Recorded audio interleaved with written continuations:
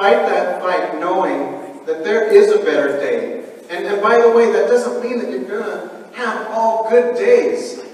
There's going to be one day that's...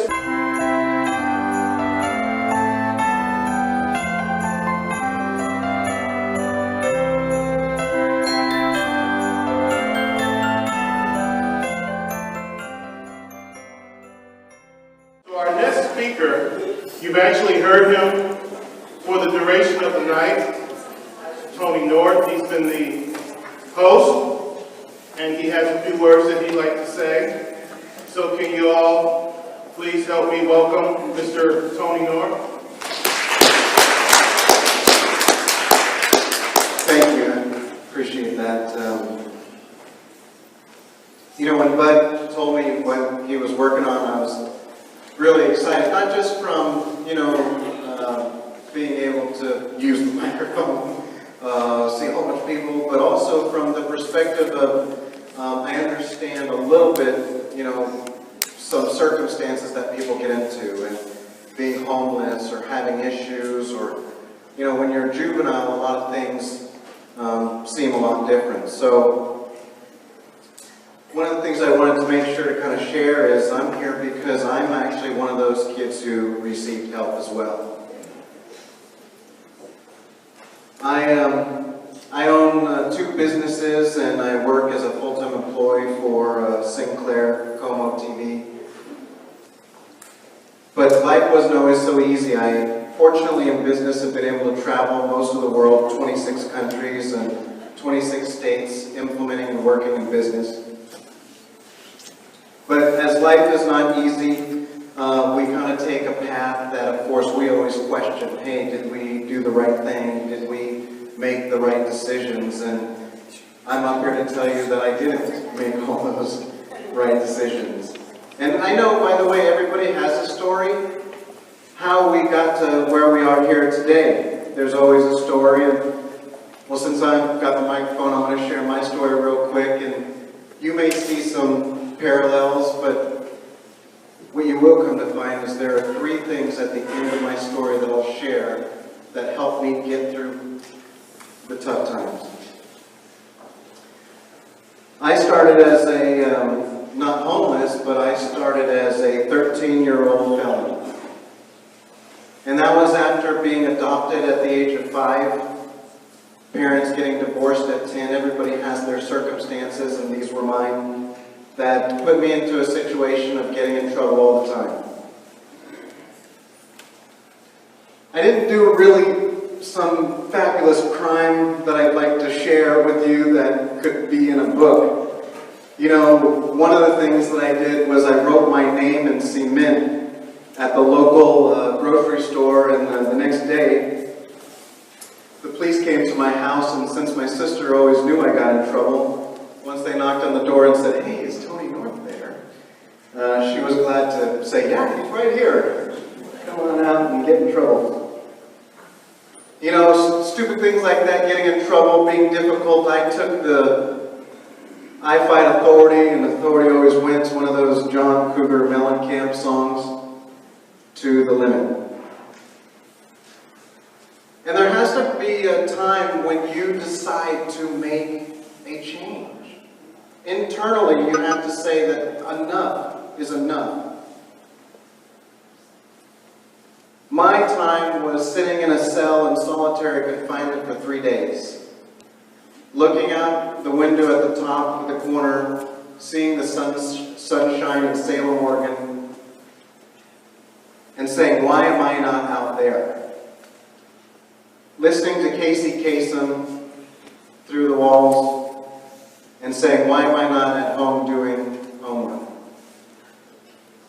I decided that this was not what I wanted to be. At the first day, I was mad at myself. And the second day, I was mad at everybody else. And on the final day, I realized that I was really mad at myself.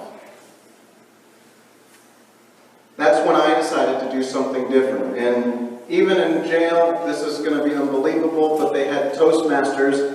And I signed up for Toastmasters, and here I am, a speaker today, doing a lot of different conferences as well. And I used it as an opportunity to try to change myself. And I did. June 24th, 1984, I finally got out on parole. And I'm excited to say that I never got in trouble again. I decided that this was not for me. But I learned 3 things through this process. Well, 4. First of all, I didn't want to get in trouble again. And I wanted to have a real life, a normal child life. But the 3 things that helped me, one was through Toastmasters. I found a couple of friends that encouraged me, who helped me get through some topics and be able to talk about them, and actually be able to use speaking as an opportunity to do something better for where I was at. So friends is the first thing I can tell you. I learned that making friends made my life better. And I had to work at it because I was an angry juvenile, as you must know. The second thing was fear. Fear stops you from doing things great. Fear of feeling that you're going to fail. Fear that when I wake up, I'm not going to have a good day. Fear that I'm standing on this podium and nobody likes me. Fear is the worst thing that stops success. So I had to fight fear and say that I can do it. And here I am on the podium talking right now. Lastly, and probably the most important thing, is to not give up. There are so many excuses to give up and say, hey, I quit. This is not enough.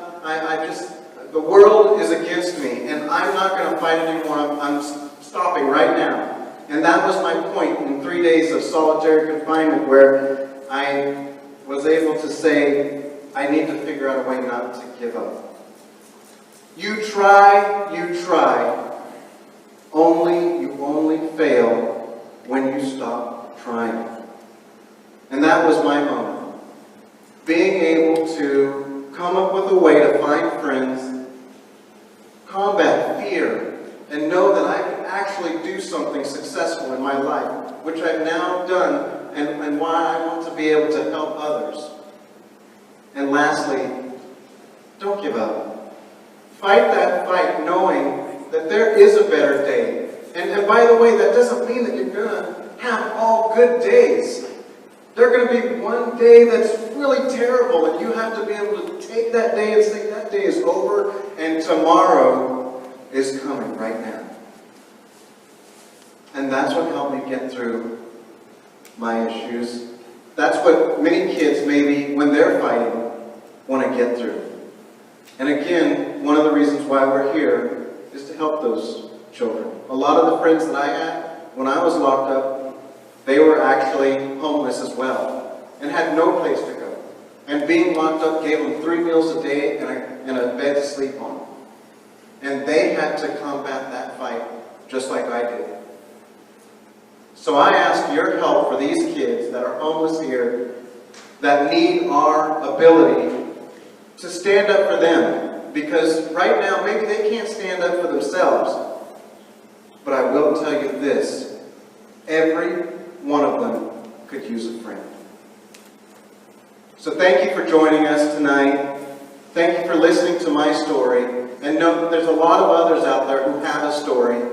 But what I'm here to tell you today is with these things, with these friends, you can get through anything. Thank you.